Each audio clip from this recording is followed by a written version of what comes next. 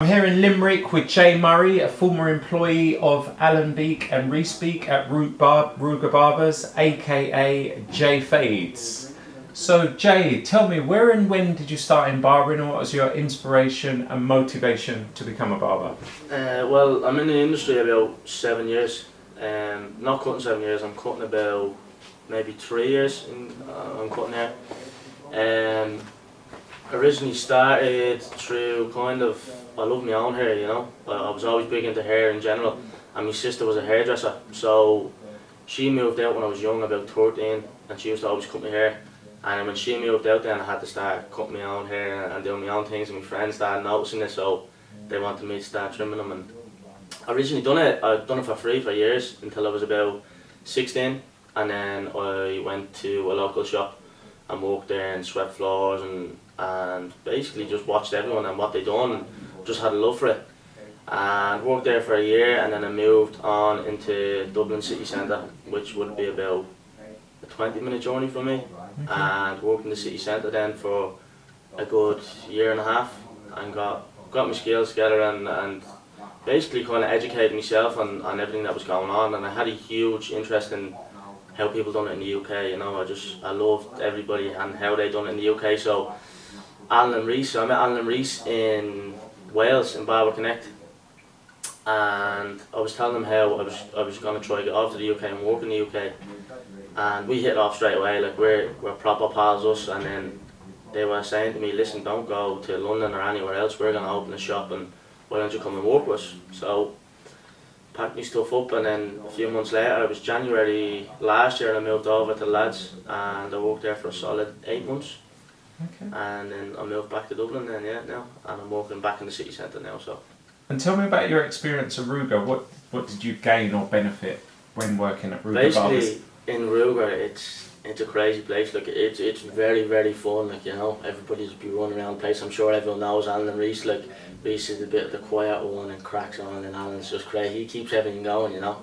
It was just fun, man. It was proper fun, and obviously everyone that is in there is hugely interested in work. Like they get down and they do their stuff correctly. Like, so it's not just messing, you know. Like everybody loves what they do, and they do it correctly, as well as having fun along the way. So I suppose you don't be sitting in work the whole day and wait until the shop closes so you can go home. We used to stay hours after the shop was closed and do each other's hair, or talk about hair, or look at videos or whatever. So we were all just we all kind of love it, I suppose, and I love it as well, yeah.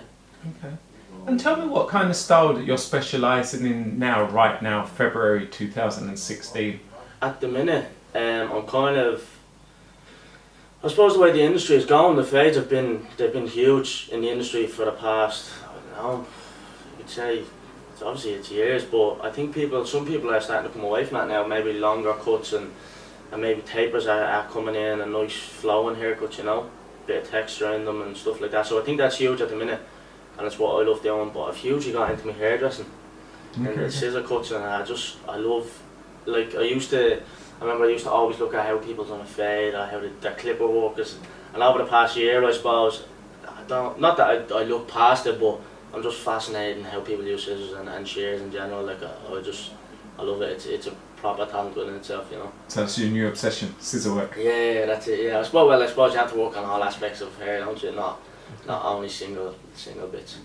Okay.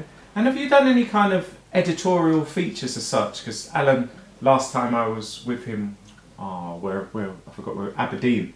Yeah. He showed me some imagery that you've done yourself that kind of had editorial stroke feature work written all over it. Have you been featured at all? Yeah, well, I've done a few shoots, I suppose, in Styling for magazines and stuff back at home in Dublin. I've done a few shoots with previous shops and that. I've done one or two when I was in Manchester, and I do love the editorial side of it, I suppose. Like it's everything has to be clean, it has to be well done. So it's something I do enjoy doing myself, and have I suppose I have a lot of contacts that do work in that area.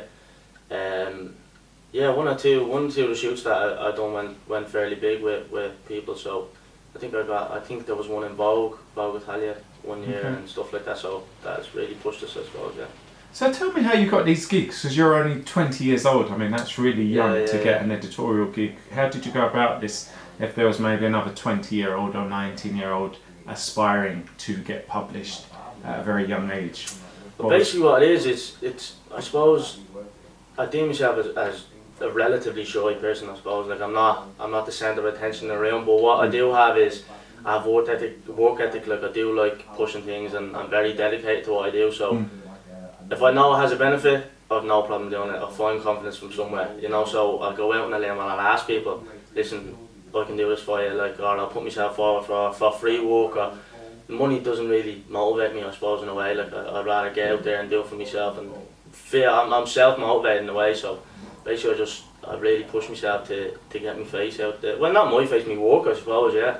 I really push myself and just contact people, and if you don't know them, make contacts, you know, message them and tell them that you love the stuff or you want to work with them or so, rather than just hoping one day that they're going to knock on your door, because 90% of the time that does not happen. Like. So basically, in a nutshell, is work as hard as you can, basically monitor your progression, work on all the areas that you're weak on, and at the same time approach and expose your work to everybody that you can.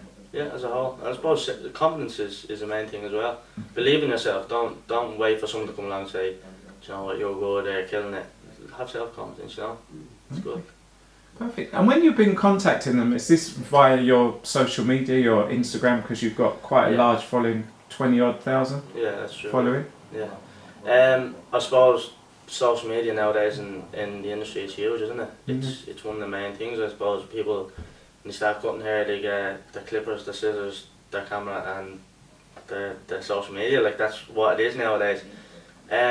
It was huge for me, and it still is huge for me. It's part of my work now, but that is how you will contact a lot of people through social media, because everybody's linked in, you know, rather than, I suppose, it used to be who you know and how you knew them and stuff like that. And now it's basically like a portfolio, isn't it? It's your work is online for everyone to see, so I suppose people trust you a lot more when they can see your work right in front of them, you know. Yeah, it's got the no like and trust factor. Yeah, that's about right. it. Yeah. And in your very short career, what would you say the single greatest day has been for you in barbering? Greatest day? Definitely recently, me and Reece, Mozambique, we travelled to LA, and we done a showcase in LA, and we met the likes of good friends with Andrew Does Hair and Julius Caesar and stuff, and people like that. But the main day was when we actually cut on a rooftop in LA.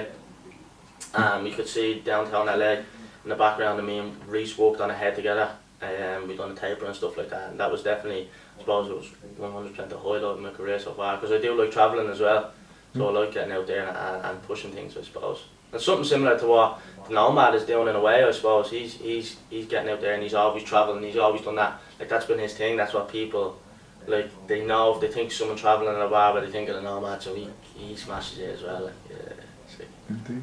Have you got any future plans to travel and do your work? I have future plans, but not so much. I'm trying to come back on the travelling aspect, I suppose.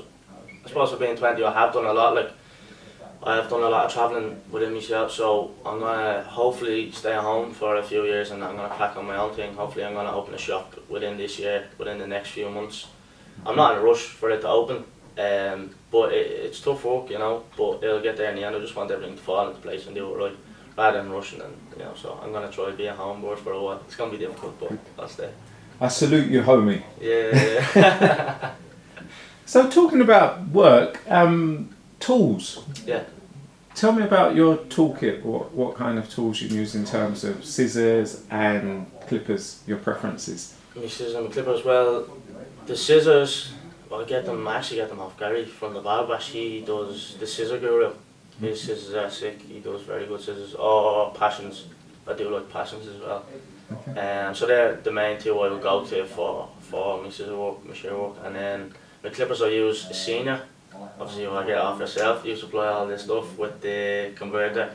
And I use my Anders T outliners, where I cut the top, I box it off at the top just for the airflow and stuff like that. And maximum power too. And maximum power, yeah, that's the one you know about. And then I use me just water detailers just for kind of flicking around the edges and stuff. I don't like the zero gap them, just if you're using it for businessmen or children, it's a bit more subtle rather than the sharp and looks that the younger lads or the sharper fades need. So That's what I use for my clipper work. Yeah. Alright, okay, so you just keep it simple. You're not one of these guys that have like a massive array that kind of takes up Do you know what? 2 meters of I clippers. do have a lot of clippers. I use obviously my ballings as well, but I do like to try and keep it simple because I try to keep the wires to a minimum. Like my house and where I live, it's like clipper central. The clippers everywhere, you know what I mean? So I suppose I'm a bit of a freak in a way. I do clippers as well, you know. I like trying different ones. So, but for my work, I purely use me 4 clippers: me detailers, ballings, Cenas, and me handless 2 ones.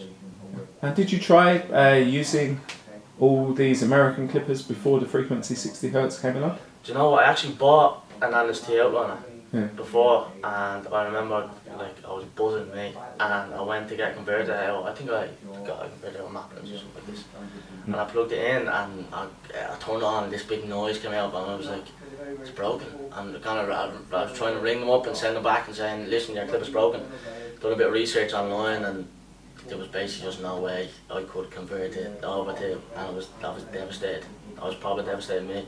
I still actually have that clipper sitting at home. It's like a graveyard. But then when I heard about you coming out, mate, I jumped on it straight away. I couldn't believe it. So I got that sorted then, and yeah, I was away in a hack then. Sorted. I like that word, hacked it. So in closing, what's next for J Murray, J Fades? Well, I have a few shows coming up this year. I have Pro Hair Live in Manchester. That's at the end of this month, February, the 28th and 29th, I think that is. And then I have the Barber Bash in Glasgow. Sorry, not Glasgow, in Belfast. That's the 13th of March. I'm on stage for that. And then there's going to be a few bits throughout the year, like we're going to do, me and Reece I think is going to do a few more bits abroad, and maybe in Hawaii and stuff like that. And then, like I said before, I am going to try to stay at home, but I'm pushing the shop now for the minute, so I'm going to try to get that sorted within the next few months. Like it's been going a while, but hopefully I'll get that sorted this year. Okay. Oh, and one question I didn't ask you, because obviously you're out there inspiring lots and lots of people with your kind of unique, clean style of cutting. Have you got any plans of educating and passing on this skill and natural talent that you have? Yeah, I eventually will. Like I said, when the shop opens, I'm gonna crack on with the education system. So what it's gonna be is it's gonna be education on the side as well as the shop work. Something similar, I suppose, to what a lot of people are doing in the industry at the minute. I'm gonna have that in the shop, so I'm gonna hold it in the shop, and people can come to the shop and learn more of it, I suppose, hands-on. Not more of a demonstration, I suppose. I know from me doing classes, sometimes you go to some classes and you watch people and stuff like this, and you don't really feel like you get the full experience. Where me myself, I learn through someone showing me in front of my eyes what to do, and then I go and do it, and then I can crack it after a few times with probably failing. But I do then eventually crack it on more of a hands-on teacher, I suppose. Yeah. Okay. Jay, thank you very much for that interview. Appreciate it. I wish you every success in your career, because you're just at the very start of it at 20, so you've got plenty of time. I think you've reached an extraordinary height already, so you know there's only massive things for you to come, not even big things, massive things, so I wish you well. Appreciate it. Thanks, Larry. You're welcome.